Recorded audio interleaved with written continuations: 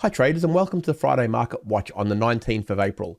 So I've seen some really big moves on the currencies and the indices that we check out each week. So we've seen the volatility certainly return to the market in this earnings season. So we'll jump straight into the charts and see if we can identify any trades for today or early into next week.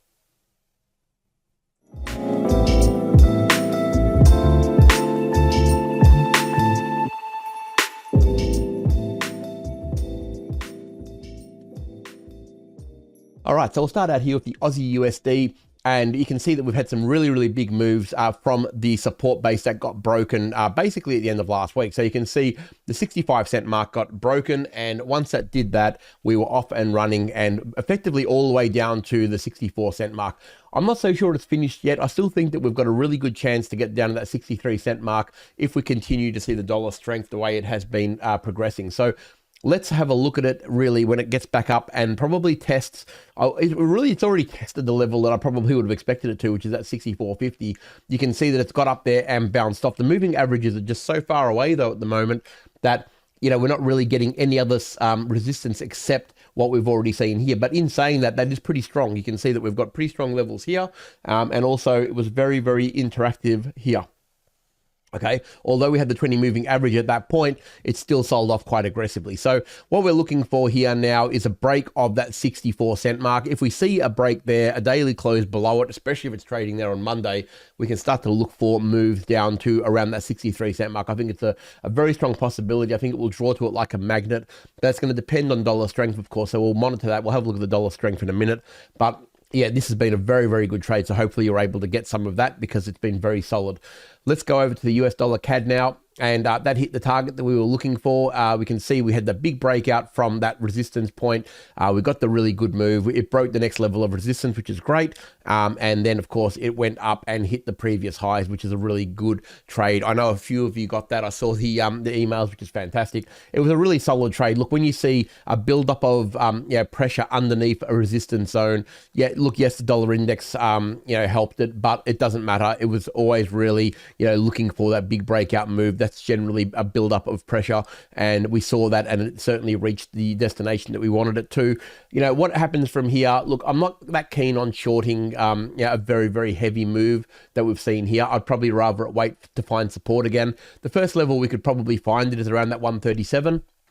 If it returns to that 137 level, I'd be relatively keen on taking a potential move back up to around the 138, 138.50. The 20 moving average should catch up by then. I would really like to see the moving average around that level if it did. So if I pull back to this level here, look for a change of trend, a series of higher highs and higher lows.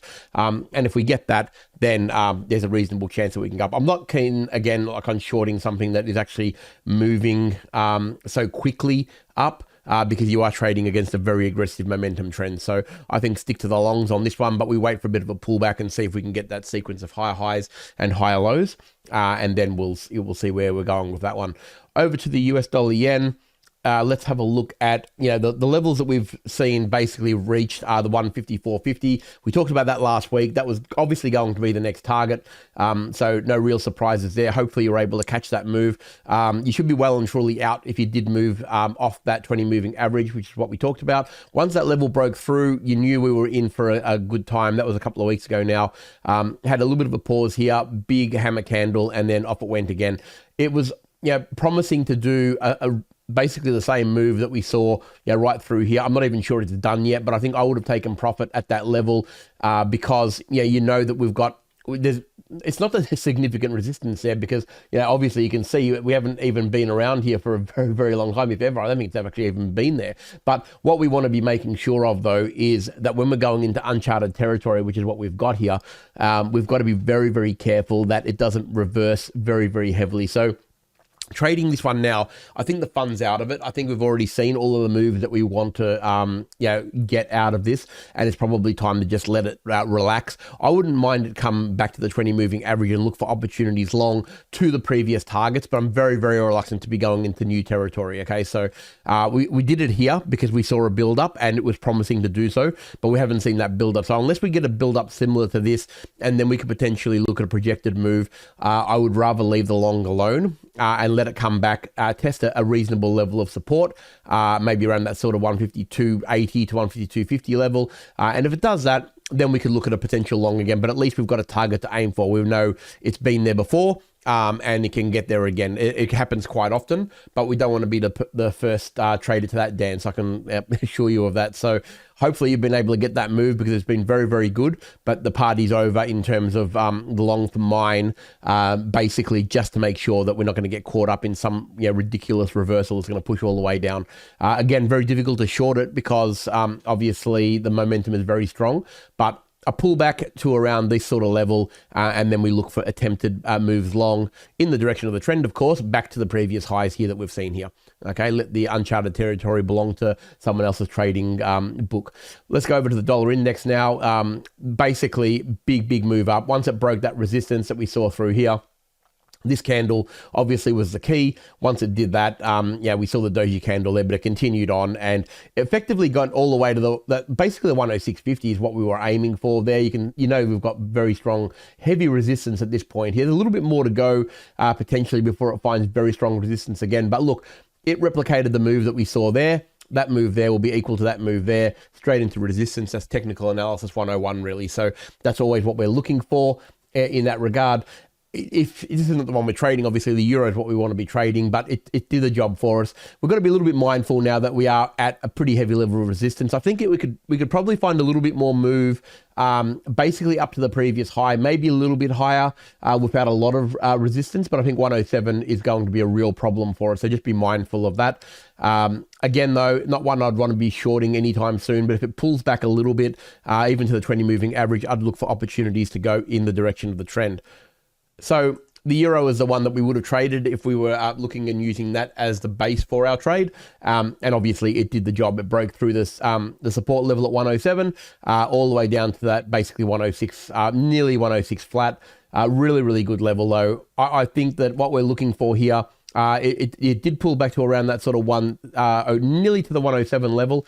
It didn't quite reach it before it started selling off again. Even if it hovers in this zone, I wouldn't mind if it actually tested it again, let the 20 moving average catch up. If the 20 moving average catches up to the 107 and we're still trading around this level here, which is underneath the support line, that really builds the case even stronger for a move down. So I like what we see there.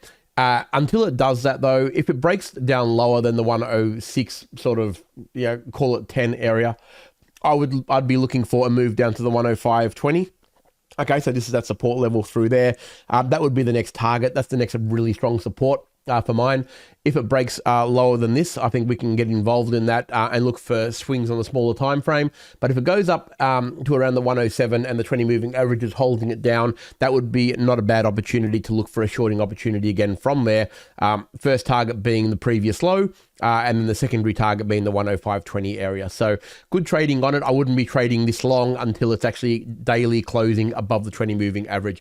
If we don't get a daily close above the 20, I wouldn't be looking at that. Okay, and finally, we'll have a look at the S&P 500. Look, this has continued on its move down. It's been a very systematic sell-off from the previous highs. We've talked about it to death, so no one's surprised here. I know a lot of you have traded it. I know a lot of you have made some good trades on the way down. Look, I think that the main target for it is still the 49.50. I think it's tracking down pretty well. We've seen it's been red basically for 2 weeks now. Earnings is not going as well as anticipated, obviously. And we're trading well and truly below the 20 moving average. The 20 and the 50 moving average are bearing down on each other now. We haven't seen a cross since all the way down here when basically the market was at 4,500. I like what we see. I think the support level, I'd be very cautious at that 49.50 level here.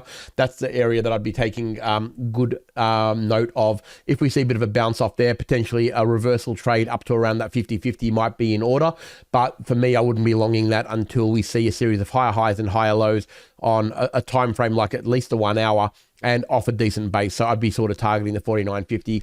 It's going to be an interesting, if we're at the 49.50 on Monday and starts to sequence higher, we'd be looking for long opportunities up to 50.50. But of course, if it's below that, then we just track on, follow the moving average down and trade the pullbacks until we find a level of support. So I hope everyone's had a great week's trading. I think we had fantastic opportunities. A lot of the levels we were talking about have been hit again. Volatility is there. So hopefully you're able to take advantage of that. Have a fantastic weekend. I look forward to seeing you all next week.